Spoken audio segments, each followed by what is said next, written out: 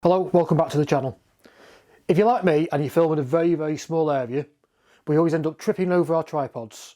We end up having to have our B-roll footage filming in shot and we have to edit it out in post. And as you can see, there's not room to swing a cat in here. To get over this, we're going to design and make a articulated ceiling mounted camera arm, which will give us a lot more range. It can just be folded up out the way afterwards, so it's not in our way. Let's get on with it. I'll be making all this out of birch ply. These are actually offcuts I got from a local CNC guy, so the whole thing's going to cost me pence to make. You could do it out of MDF, any wood you want. It makes no difference really. The principle will be exactly the same. So first off, I've cut them all down to 500 in length. They're 90mm wide. Again, that's just because that is the size they were. So we need to mark out 45mm either side, and then I'll take a compass and round off the edges to give us a nice smooth transition, and I'll do this just using the belt sander in the jig. Especially going cross grain when cutting plywood, it does actually split in the grain. So one way you can get over this is in fact by scoring it firstly with a knife and then cut out with your jigsaw, and it'll give you a nice clean cut every time. Here I am just putting a little chamfer all around just to take off the sharp edges. Another tip is to mark where you want to drill with a centre punch. Then the point of the drill bit will centralise on this point. Also put a piece of scrap wood underneath to give a nice clean hole. Here I'm just using the plunge saw to cut down some of the pieces which will be used to make up the universal joint.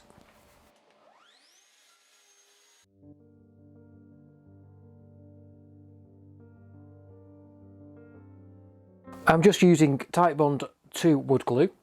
Just using a couple of pins to temporarily hold it into place, which we'll go back later on, and use screws to secure it all.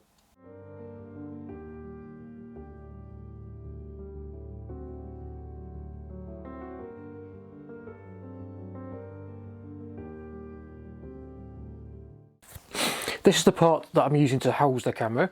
It's just two simple pieces glued together. This was actually left over from one of the little shorts I did a while ago.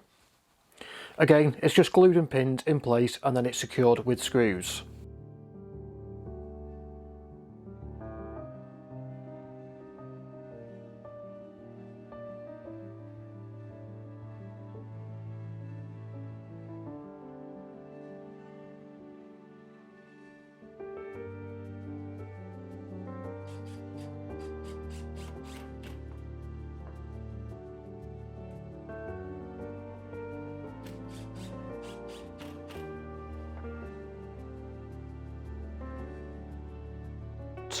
So I've just put a slightly larger Forster bit in the drill stand, and we're just going to drill it out so we can get the nut in. So to get these T-nuts in place, all you need to do is plop it in. Then from the other side, got an M8 bolt with a washer on, just so it doesn't dent the wood. And you just want to go ahead and tighten it up until it's in place. In knobs, you could just simply use two different size pieces of plywood and a bolt through it like I've done there, and just secured it with a bit of resin.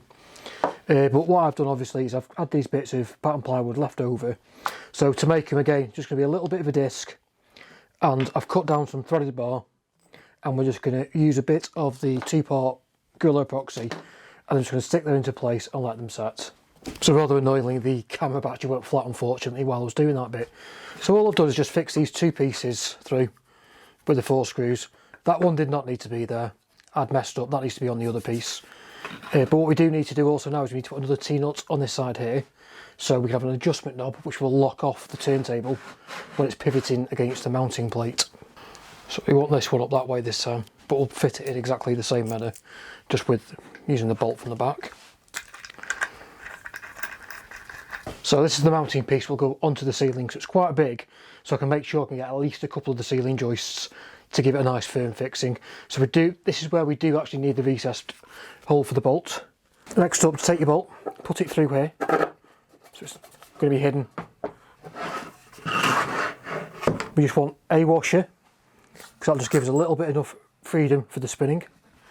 Put this piece over the top, and then we're going to feed 2 nuts and lock these 2 nuts off against each other, so I'll give that enough room to spin, but it'll be tight enough so it won't fall off. I needed some smaller thumb turn knobs.